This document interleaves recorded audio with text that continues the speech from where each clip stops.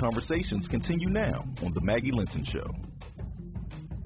Well, welcome back. Later this hour, best-selling author Tamar Cohen shares her latest, often hilarious novel, War of the Wives.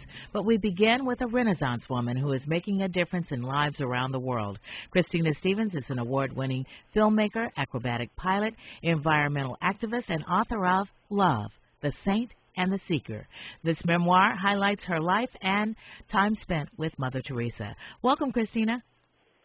Oh, good morning, Maggie. How are you doing today? I'm just doing really good. Before we get into Mother Teresa, we have to talk about you, because what a life. And like you said, you grew up very privileged and a very positive thinking family, and giving you anything you needed, and you're working for it too. Well, on the surface, of course, I got everything I needed, but you know, just peer underneath that surface. And as you see that, you know, I didn't have it all, Right. you know, as many of us don't. We're emotionally bankrupt oftentimes, you know, growing up in a household as I did, where we were discordant. There was nothing happy. I didn't know what love looked like. That's why I had to go searching to see what it was, what it meant in the world. I had no view of what love was in my childhood. And you talk about your mom and dad and how they had each other, but then that wasn't even good enough even for them. No. Well, you know, they were not always together, and you know, my mother was an actress. She was a child star in Australia. She grew up in the theater, and then she gave it all up to get married and raise a family. Well, we women today know that in that time, even if you wanted it all, you couldn't have it all. Well, you didn't believe you could have it all. And so, and I guess I kind of took that same path. You know, that's why I've done as much as I've done in my life, but I did not marry and I didn't have children. I went on the other side of that, you know, and I kind of said yes to my career and yes to everything that I wanted to do. As you said, I'm a pilot. I'm a private pilot. I fly all over the place. I have lunch here. I go up and I do aerobatics in the sky. You know, I've lived all over the world. I've worked all over the world. So, you know, so I've taken that. I took that route. But it's funny, the advice I give to every young, ambitious woman today that I meet who is looking to choose, do I have this or can I have that, and what do I have to sacrifice to do this or to do that? I always say you can have it all. You know, that was just something we went through a path of our time. So you know, that's where I begin my book, actually. Yeah. In that challenge. The way I looked at it, I said you had a privileged life, but as you got older, you knew something was missing, and you were trying to fill it up by staying busy, being an environmentalist, and working with your film projects, and being an award-winning filmmaker, and getting into so many different things, corporate types of things, and always still seeking, and then you got the vision that led you to where you to Mother Teresa. Talk about that. Yes, and you know, I'm not Catholic. That's what you always want to start out saying. I'm not Catholic. I'm not Catholic, but here I have a dream. You know, she comes to me in a dream, and she says, "If you wish to film me, I will let you, but you must come soon." And I went, "Oh my gosh!" And that was a calling. And I believe we are all called. We all get a calling. You clearly have been called to have this radio show and to share and download all this guidance and information, you know, to people. Well, I had a call to go to India, you know, on a wing and a prayer, actually, and to see if I could film her, because it was very well known that she did not allow anyone to film her. Many, many years earlier, she had allowed Malcolm Muggeridge to come and do a documentary on her, and she had allowed two sisters to come and make a film on her, which is a beautiful film. But since that time, she didn't trust cameras. She didn't like them. She felt they played to the ego, and that was not where she wanted to be. She was very serious, and she was very focused on her work, and that's where she was. So, when I followed my dream, as I had to, and everyone around me thought I was crazy. Well, and even then, when you arrived, she still was skeptical of you at first. Well, she wasn't even in the country. Exactly. And I had paid for, in advance, almost $60,000 for a film crew to fly from the other side of India all the way over to Calcutta because I was filming this in 35 millimeter. It wasn't like today where you can kind of put your iPhone in your pocket and then or flip cam and say, okay, go. Yeah. This was when you said film crew, you really meant film crew. Film crew. Yeah. Exactly. I mean, well, because, this was something, this is way back in 1993. Yeah. This was also something that, I wanted to air in movie theaters. So I needed to do something that big. And so it was a production. And plus that's the kind of work I was doing. I was filming around the world. I was filming commercials, Coca-Cola, UPS, you name it. I was going around the world. So that was something that I didn't know how to do. However, I could not bring my film crew because there was civil war in India at the time.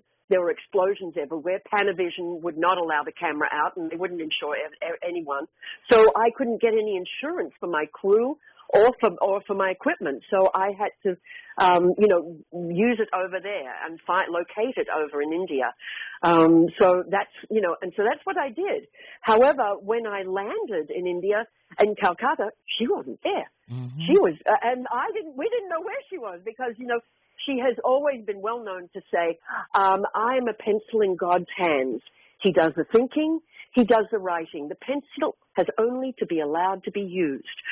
So when I said, well, where is Mother Teresa? And they said, well, we don't know. Well, will she be back? And they said, well, we don't know. Well, they're not really interested in someone, fawning over, their mother, so to speak. So what I did was I volunteered I did what Mother Teresa had told me when I spoke to her on the phone, because I had talked to her on the phone. I'd called her up and she answered her phone. Which really surprised you. I'm coming. Yes, exactly. I said, I'm coming. And anyway, and she said, it would be good for a girl like you to volunteer in my home. So I did. I volunteered in her orphanage, which was just down the road from the mother house on Bose Road in Calcutta. And then I went and volunteered in her home for the dying. And the lessons I got in both of those places about love, you can never get it out of a book. You must learn firsthand, and it must touch your own heart. It must open your own heart and then start digging deep into your soul. And once you touch that, once you touch your spirit, and once you have that and you mark it and you remember it, it's a place that I can go back to at any time to just remember and remind myself what unconditional love is. Right. And I can use it. It's something that we can use and we can activate, and I swear we can change the course of the world if we want to with that. Once again, we are talking with award-winning filmmaker, acrobatic pilot, environmental activist, and author Christina Stevens. Her book, Love, The Saint and the Seeker, is an award-winning book also from Hay House and Publishing, and it's an international award winner. And it is, as she said, very much about love. You talk about how Mother Teresa, when she was talking to you or to others, she had a tendency to speak in parables and never was giving you a straight answer about anything. She would weave the story around by using examples of others. Yes, yes, exactly. And when I first met her, we had this greeting that became our greeting because she would have me sit outside her office and, she had sisters who would sweep through and clean people away. No, Mother won't be seeing you today. Mother does not want to do that. No, I sat next to a Japanese film crew who are preparing, you tell her this and I'll tell her that and we'll do this and and they'd come all the way from Japan to film her and they were sent off. They didn't even get to meet her. But when she came out to see me after sitting and waiting and she'd come out and she'd take care of everyone's business and then she'd look at me, she'd turn on her heels and she'd float right back into her office and leave me sitting there waiting and waiting and waiting. And then finally she would come out and she would say, "Oh, you wait so long." And I would say, "Mother, I would wait for you forever." And this became our greeting. Somehow we fell into this dialogue. And then she would come to me and she would hold my hands and we would sit on the bench together and we would just talk. And I would ask her questions and it was like this overflowing talk as if we had been two sisters who had been separated for lifetimes and suddenly came back together again and couldn't stop talking to each other. And whenever I would say something to her, she would tell me a story about what she does in her homes. I had told her I was born in Australia and she said, "Oh, I have homes in Australia."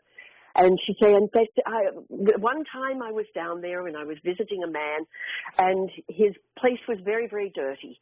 And he had a lovely lamp. And she said, I brushed off the dust on the lamp. And he said, "Don't bother doing that. Don't bother doing that. No one comes to visit me. And you don't need to do that." And she said, "Oh, no. I'm going to, because this lamp will shed light into your life." And she said, I went back to visit him quite a few years later. And I said, "Do the sisters come and visit you?" And he said, "Oh, yes." And she said, "And your place is looking beautiful." He said, "Because you turned the light on in my life." Mm-hmm. And so she would say these things in these sweet, darling little stories. I tell you, she could have been a rap star today. She had that ability, to just communicate something very, very simple in a memorable, small story. And storytelling is so powerful. I mean, it's an ancient art, telling stories to convey a truth or a lesson or a belief. And she fell back into that, but she wasn't into the dogma of the church. I didn't get that at all because I wouldn't have understood it. It wasn't in my DNA to really understand that. Right. I'm not understanding the DNA of the church can be really kind of overwhelming because they do so much in symbolism. And she was not necessarily about symbolism. She was about getting down, getting into your elbows up to what needed to be done, and taking care of it. And she commanded the same thing with her, the sisters that worked with her. And anybody who was there. Tough. She was very tough. Yes. She was very tough. She was, but to me, she was as hard as marshmallow. But she was tough. But every time I met with her, and we had 3 very long and intense private meetings. Where, as time went on, because first meeting, I said, "Well, Mother, I'd come to film you," and she said, "Oh, no. I say no to kings, and I say no to countries, and I cannot say yes to you." And so, but then. And for some reason, and I have to tell you, I was not anyone given to tears. In fact, I never cried. It was something that I'm Australian. I'm a girl of the empire, and we don't show our feelings. So, however, when she would say this to me, I would start to cry, and she could not bear to see me cry, tough as she was. And she'd run off to her office, and she'd come back with a gift. And the first gift was a little medal, because I had a chain around my neck. And she said, "Oh, you have to have a medal." And I thought, okay, so that's my prize. Yeah. I don't get to film her, but that's my prize. Oh, okay, thank you. But then, I kind of went, no. She came to me in a dream and she said, "I had to come soon and I'm here. I've got to go back." So I went back again. Plus my crew was arriving, prepaid, all my savings down the drain. So I went back the next day and we met again. oh, you wait so long, Mother, I would wait for you forever. She again said no, and I cried again, and she went off, and she came back with a little book. And in this little book, it's a little blue book, and it The was 3 titled words. Yes, Mother Teaches Us How to Pray. That was the title of the book. And I opened the book, because sometimes when you open a book, and I actually wrote my book so that if you opened it, you will probably find a saying on a page that may speak to you in that moment. Mm-hmm. And anyway, I opened the book, and there, in her own handwriting, under an etching, a woodcut of Jesus on the cross, where it said something, it must have been quote out of the Bible or something, it said, follow the one. She had written, be the one. And I thought, oh, she's telling me something. She is telling me that I've got to hold on to this and be the one to make the change. Very much like, her predecessor in India, Gandhi, which was be the change you wish to see. She was telling me be the one to make the change in the world. And so I thought, you know what? I'm coming back a third time. Exactly. And when I came back the third time, her gift to me was to say yes, because she had taught me in those times with her, she had taught me how to turn a no into a yes by stepping into the loving with her and almost exchanging places, because once you're in that space of loving, because she activated the air around her, and she was teaching me how to do that.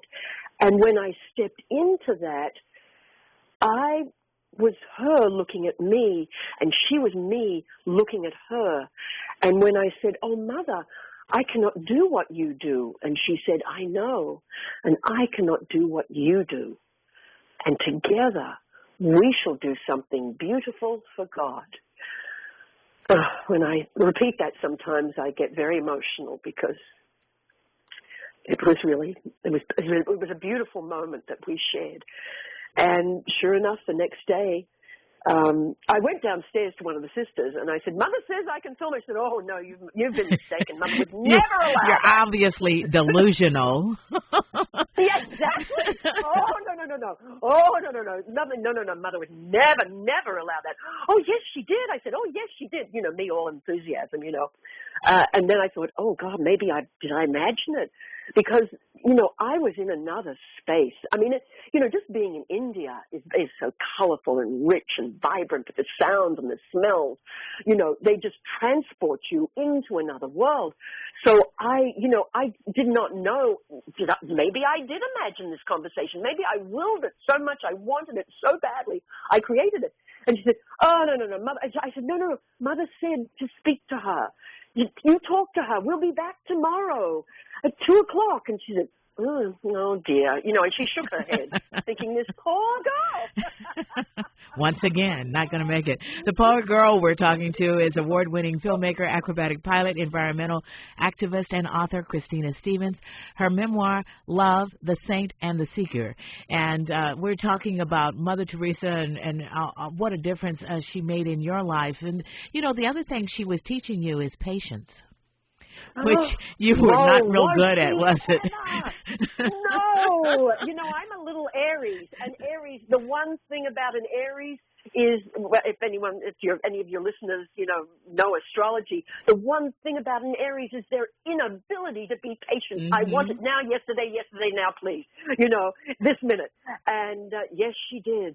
She had me sit out there and wait. And I thought I was waiting for her. But in fact, it was she who was waiting for me to be ready, to be in that space, to be cleared of all my little mind chatter, all of my doubts and my fears, to be cleared of that, so that I was just present in the now moment, because that's part of the magic of, being in the loving is being in the now, not looking forward or, reaching back. It's being right there in that moment. And, that's a challenging thing, actually, I think, for most of us. Yeah. We don't realize it, but it is, Because you walk into a room to ask for a raise, and you know, to see your boss, and you're thinking about all these failures that you did, the mistakes that you might have made, if you were late 3 days in the year, you know. I mean, you go through all that, and you're not in that now moment where you can convince him that he has to give you that raise, that he would make a mistake if he didn't. Very true. Very, very true. Very true. There is later in the book, you have this one wonderful saying, very much of what we're talking about right now, with a picture, words underneath the picture of Mother Teresa. It says, "There comes a time in all things when there is nothing more to do than to wait in full expectation." Yes. Yes.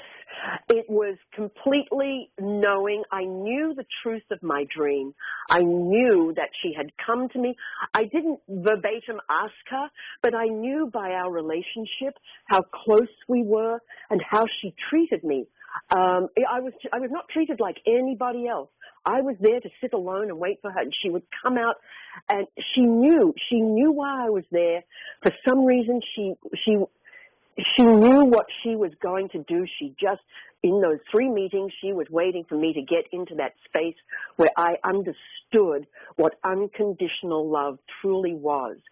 And so, yes, after that moment, I just had to let go of I let go of everything and just know that I'm here and we're going to do this. She came to me and said, "You can do this. I will give you permission to do this." And in the permission to talk to her, you also got such an insider's view of how the people that she was helping also revered her and understood what she was doing and how she was bringing others in to also show concern for them. Yes. Yes. She had so many followers, and her homes were, I would say, they were almost places of magic in many ways, because the healings that I saw happen when someone with unconditional love steps down to elevate, lift up, or help someone who is in need. It was magical. And then, when I left her, when I went to say goodbye to her, after I'd gone up further north to see Kim to film the Dalai Lama, she gave me a ring. Yeah, now, I was going to ask you about the ring. Yes. She pressed this ring into my hand, and she said, "When you write," and I thought, well, how does she know I'm a writer? I mean, I used to be an advertising writer, and I didn't really. She said, "When you write, wear this ring, and God will write through you." Well, I'm ashamed to say that I didn't have as much faith in myself as she did in me, that I could actually do that until I eventually opened up and really understood our capacity to love and the capacity of the soul, the one soul that we all share, that oneness, and the one God that we are all a part of. And when I was able to access that, that's when I was truly able to just let the words flow from my fingertips. Right. And she is also, I have to tell you, at the top of every other page is the word love. And that is truly what she was telling you to do unconditionally, and expect the same in return. Yes, yes. See the same in return. It's the law of attraction. Yeah. It's exactly, if you see it, if you see love in another, if you love another and see God in another's face, they will see the same back to you, and you will get love returned. Even if you bump into them and they're having a bad day, you can turn it around. You can turn it around. That's right. It's amazing. It is. Well, listen, many thanks to award-winning filmmaker, acrobatic pilot, environmental activist, and author Christina Stevens. Her book, truly full of love. Love, The Saint and the Seeker. It's available at Amazon.com and other locations. Check her website, folks, ChristinaStevens.co. Once again, that's ChristinaStevens.co. She's also on Facebook, and she tweets at The Call to Love. Thank you, Christina. Continued success and God's blessings. God bless to you too, Maggie. God bless you. Bye-bye. Bye-bye. Finally, folks, there's a lightweight cat litter that doesn't act lightweight. It's the new Arm & Hammer Clump and Seal Lightweight. If you have never tried a lightweight litter or are unhappy with the one you have, then you have to try new Arm & Hammer Clump and Seal Lightweight. This is a totally different kind of lightweight litter. It seals and destroys odor on contact. Clump and Seal Lightweight is the only lightweight litter that guarantees 7-day odor control, and it's 100% dust-free. If you hate pouring cat litter and getting that cloud of dust, Clump and Seal Lightweight is for you. And Clump and Seal Lightweight is 50% lighter than regular Arm & Hammer litters, making it easier to carry. What are you waiting for? Get 7-day odor control guaranteed and no dust with new Arm & Hammer Clump and Seal Lightweight Cat Litter. Tough on odor, 50% lighter, and completely dust-free. That's new Arm & Hammer Clump and Seal Lightweight Litter. Coming up when we return, 2 wives and a funeral. Stay tuned. We'll be right back.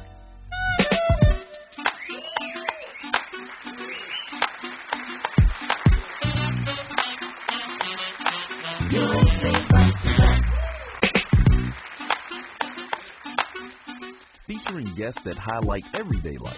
You are listening to The Maggie Linton Show on Sirius XM Urban View.